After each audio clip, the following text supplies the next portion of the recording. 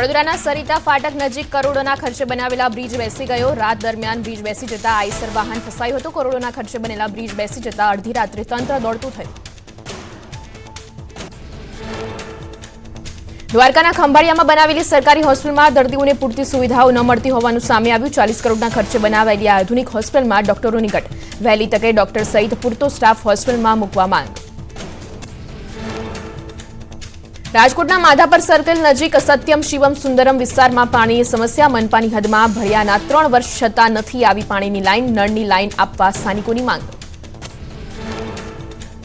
ગીર સોમનાથના તલાલામાં જયપુરમાં ઉનાળો શરૂ થતાની સાથે જ પાણીની સમસ્યા સર્જાવાની શરૂઆત। અનેક વખત રજૂઆત કરી હોવા છતાં સ્થિતિ જેમની તેમ। સ્થાનિકોએ પાણી માટે બલખા મારવાનો વારો આવ્યો।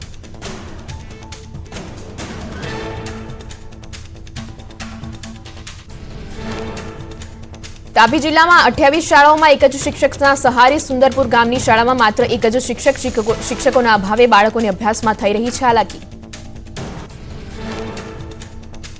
બોટાદ જિલ્લાની 29 શાળાઓમાં માત્ર એક જ શિક્ષક। વિરડી ગામની સરકારી શાળામાં ન્યૂઝ 18 ગુજરાતીએ કર્યું રિયાલિટી ચેક। ધોરણ 1 થી 5ના 60 વિદ્યાર્થીઓને ભણાવવા માટે માત્ર એક જ શિક્ષક। નવા શિક્ષકોની ભરતી કરવા વાલીની માંગ। મહીસાગર જિલ્લાની 33 શાળાઓમાં માત્ર એક જ શિક્ષક। લુણાવાડા તાલુકાની સોનેલ પ્રાથમિક શાળાના 1 થી 5 ધોરણના 24 વિદ્યાર્થીઓને થઈ રહી છે હાલાકી।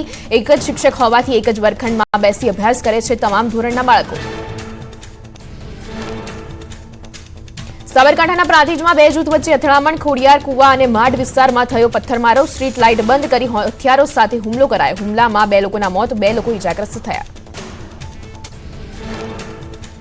જૂનાગઢના ઘનસારી ગામે મારામારીની ઘટના બની। ટ્રેક્ટર અને બાઇક અથડાતા થઈ હતી બબાલ। ઉશ્કેરાયેલા વાહન ચાલકે કરી મારામારી। મારામારીનો વિડીયો થયો વાયરલ।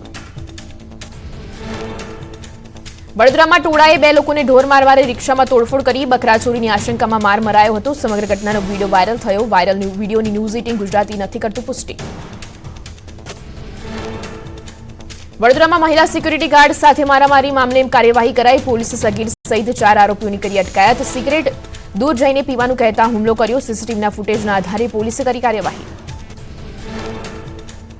પાટણના હારીજ પાસે ગમખ્વાર અકસ્માત। ટ્રક ચાલકે પદયાત્રીઓને અડફેટે લેતા અકસ્માતમાં 3ના મોત, 5 ઘાયલ। વરણા મંદિરે પગપાળા જતા સંઘનો અકસ્માત। અમદાવાદમાં પે એન્ડ પાર્કિંગમાં કર્મચારી સાથે ગેરવર્તન। કર્મચારીનો હાથ ગાડીમાં ખેંચીને 300 મીટર સુધી ફેરવ્યો। સમગ્ર ઘટનાના સીસીટીવી સામે આવ્યા। પોલીસે કાર ચાલક વિરુદ્ધ નોંધી ફરિયાદ।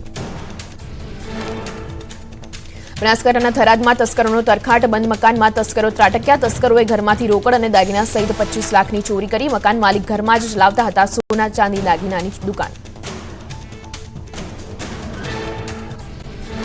સમાચાર સુપરફાસ્ટ સાથે હું છું શ્રુતિ શાહ અને મહત્વના સમાચારો પર નજર કરીશું। રાજ્યસભાનું ફોર્મ ભરવા જેપી નડ્ડા પહોંચે અમદાવાદ। સીએમ અને પાટીલે કર્યું સ્વાગત। થોડીવારમાં ભરશે ફોર્મ।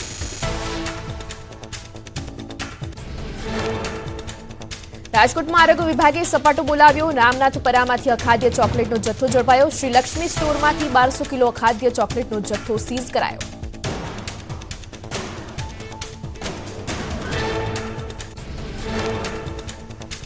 વડોદરામાં નશાના વેપારનો પર્દાફાશ થયો। બાજવા રેલવે સ્ટેશન પાસે એસઓજીના દરોડા પડ્યા। નશાકારક સિરપનું ગોડાઉન ઝડપાયું। એસઓજીએ સિરપની 367 પેટી કબજે લીધી। ગેરકાયદે ચાલતા કફ સિરપના ગોડાઉનને સીલ કરાયું।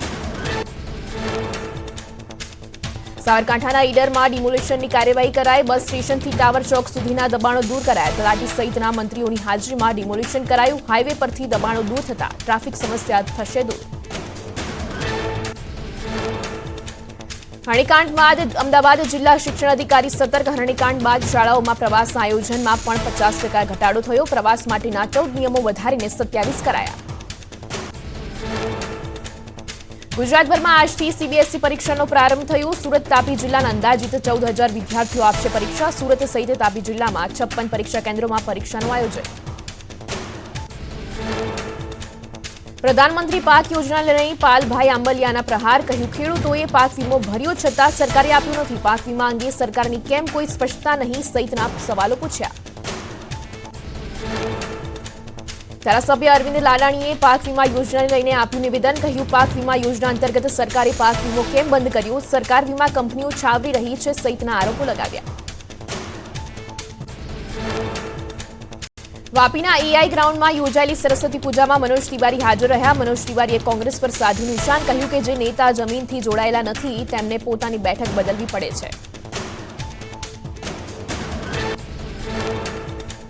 ગુજરાતમાં પાર્ટીએ 2 ઉમેદવારોની કરી જાહેરાત. ભરૂચ બેઠક પર ચૈતર વસાવાની જાહેરાત બાદ ભાવનગર બેઠકથી ઉમેશ મકવાણાના નામની જાહેરાત. પાટણના રાધનપુરમાં કેનાલમાં સફાઈ ન થવાના કારણે ખેડૂતોને હાલાકી. કેનાલમાં પાણી અટવાઈ રહેતા સિંચાઈ માટે નથી મળતું પાણી. અનેક રજૂઆત છતાં કાર્યવાહી ન થતા ખેડૂતોએ જાતે સફાઈ કરવા મજબૂર બન્યા. વડોદરામાં બસ સ્ટોપ પર વિદ્યાર્થીઓએ હોબાળો કર્યો. એસટી ડ્રાઈવરે બસ ઊભી ન રાખતા વિદ્યાર્થીઓએ